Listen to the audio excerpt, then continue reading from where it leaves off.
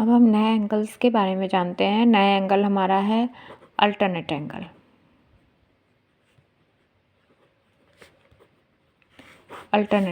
Alternate means कि जो continuous ना हो उन्हें हम अल्टरनेट एंगल बोलते हैं। फर्स्ट थिंग कि जब हम करस्पॉन्डिंग आपको बताए थे तो उसमें हम बताए थे कि टू पैरेलल लाइंस को जब एक ट्रांसवर्स इंटरसेक्ट करती है तो उस पर जो लाइन होती है करस्पॉन्डिंग का मतलब होता है कि जस्ट लाइक बिफोर, जैसा फॉर एग्जांपल अगर दिस एंगल 1 है तो इसके जैसा दिखने वाला एंगल हमें जो है सेम कहीं अगर दिख रहा है तो वो करस्पॉन्डिंग एंगल होगा। इसके जैसा जैसा ये झुका हुआ है वैसा सेम हमें ये दिख रहा है, इसलिए एक एक्सटीरियर और एक इंटीरियर लेते हैं। अब ये देखिए नीचे से आया हुआ है, ऐसा लग रहा है कि नीचे से आया हुआ है तो सेम लाइक इसके ये दिख रहा है, तो एंगल 3 और एंगल 4 करस्पॉन्डिंग होंगे और इक्वल होंगे।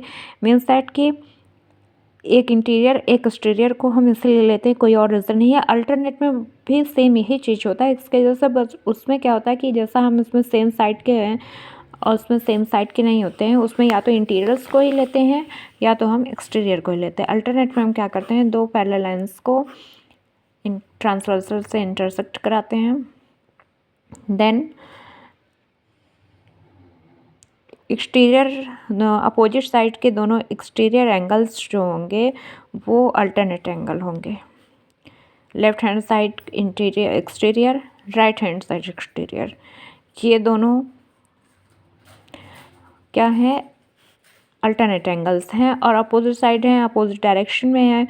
एंड आल्सो हम ये भी नहीं कर सकते कि ये एक इनकी पोजीशन भी चेंज है, सेम पोजीशन पे नहीं है, सेम स्ट्रेट लाइन पे भी नहीं होने चाहिए, क्योंकि यहाँ पे अगर हम कह दें कि एक राइट हैंड साइड में और यहाँ हम बना दें एंगल 2 और कह दें मान लीजिए इसका एंगल 3, अगर हम ये कहें कि एंगल 1 और 3 भी अल्टरनेट एंगल्स हैं तो हम ये नहीं कर सकते, बिकॉज ऑफ कि एंगल 1 और एंगल 3 अपोजिट साइड में तो हैं बट सेम स्ट्रेट लाइन पे हैं, जबकि अल्टरनेट में क्या होता है कि एक को छोड़ करके सेकंड लिया जाता है, मतलब जिस पे हम फर्स्ट देख रहे हैं उसी लाइन पे या उसी जगह पे उसी पोजीशन पे हम सेकंड एंगल को नहीं ले सकते हैं, इसलिए इसका नाम अल्टरनेट एंगल होता है। इसलिए हम left hand side and right hand side के एक्सटीरियर एंगल्स अपोजिट डायरेक्शन के हम एंगल 1 और एंगल 2 एक्सटीरियर अल्टरनेट एंगल्स हैं और इक्वल हैं आपस में।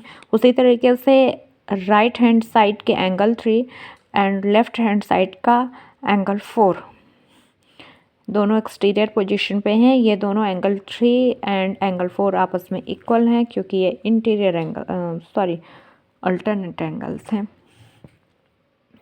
इसी तरीके से लेफ्ट हैंड साइड का इंटीरियर और राइट हैंड साइड का इंटीरियर, ये दोनों भी आपस में एंगल 5 एंगल 6 ये भी जो है क्या है, हमारे अल्टरनेट एंगल्स हैं और आपस में इक्वल हैं।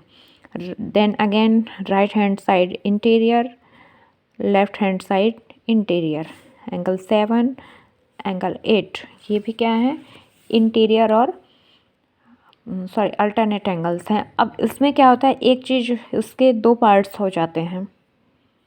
दो पार्ट्स कैसे हो जाते हैं, जैसा हम अभी नाम ले रहे थे कि इन दोनों को ले रहे थे एक्सटीरियर और इन दोनों के लिए ले रहे थे, इन दोनों पेयर्स के लिए हम ले रहे थे इंटीरियर नाम। इंटीरियर का मतलब हो गया अंदर और एक्सटीरियर का मतलब हो गया बाहर। तो ये बाहर बाहर बन रहे थे तो इसका नाम एक्सटीरियर था, ये अंदर अंदर बन रहे थे, पैरेलल लाइंस के अंदर बन रहे थे तो इनका नाम इंटीरियर हो गया। अब एक्सटीरियर और इंटीरियर होने की वजह से अल्टरनेट एंगल्स जो है 2 टाइप्स के हो जाते हैं, alternate exterior angle, alternate interior angle. तो जब हम बाहर के एक्सटीरियर एंगल्स अल्टरनेट निकालेंगे तो उनका नाम है अल्टरनेट एक्सटीरियर एंगल लिख देंगे, और जब हम अल्टरनेट एंगल इंटीरियर का लेंगे तो हम उनका नाम अल्टरनेट इंटीरियर रख देंगे। नेक्स्ट हम पढ़ेंगे को इंटीरियर एंगल्स नेक्स्ट वीडियो में।